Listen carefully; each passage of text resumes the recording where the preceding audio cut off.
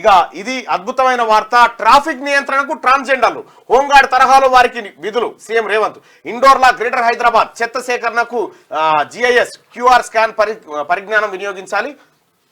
మూసీ పరివాహక ప్రాంత నిర్వాసితులకు పునరావాసం కల్పించాలి. అధికారులకు ఆదేశం.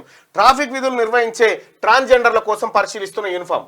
ట్రాన్స్జెండర్స్ ఎవరైతే ఉన్నారో ఎవరు మన లింగ మార్పిడి హిజ్రాలు అంటారు కదా, వాళ్ళు ఎవరైతే ఉన్నారో ట్రాన్స్జెండర్స్ ఎవరైతే ఉన్నారో వాళ్ళని ట్రాఫిక్ పోలీసులుగా తీసుకోవడానికి తెలంగాణ రాష్ట్ర ప్రభుత్వం హోంగార్డు తరగాలో తీసుకోవడానికి ప్రయత్నాలు చేస్తూ ఉంది. నిజంగా ఇది ఒక శుభ పరిణామం. ఎందుకంటే వాళ్ళు ఎక్కడ పోయినా కూడా వాళ్ళకు చీదరింపు, వివక్ష, అన్యాయము, వాళ్ళకి ఏం నేను ఇదే క్యూన్యూస్లోకి హర్షిని అని ఒక అమ్మాయిని ట్రాన్స్జెండరే తీసుకొచ్చి మార్నింగ్ న్యూస్ చేయిస్తే అమ్మాయికి ఏదో ఉద్యోగం వచ్చిందన్నాను, వెళ్ళిపోయింది, సరిపోయింది.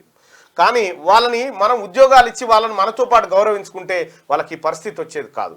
సో కాబట్టి నేనేమంటున్నానంటే ట్రాన్స్జెండర్లను కూడా మనం సమానంగా గౌరవిస్తూ ముందుకు పోవాలి. అందుకోసమే తెలంగాణ ముఖ్యమంత్రి రేవంత్ రెడ్డి గారు ట్రాన్స్జెండర్లను గౌరవించి వాళ్ళను ట్రాఫిక్ విధుల్లో తీసుకోవడానికి సిద్ధమవుతున్నారు. వాళ్ళకి సంబంధించినటువంటి డ్రెస్సులు ఇలా ఉండబోతున్నాయట.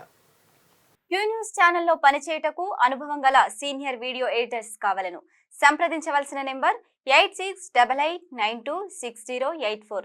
qnewsads@gmail.com ను సంప్రదించండి. లైక్ చేయండి.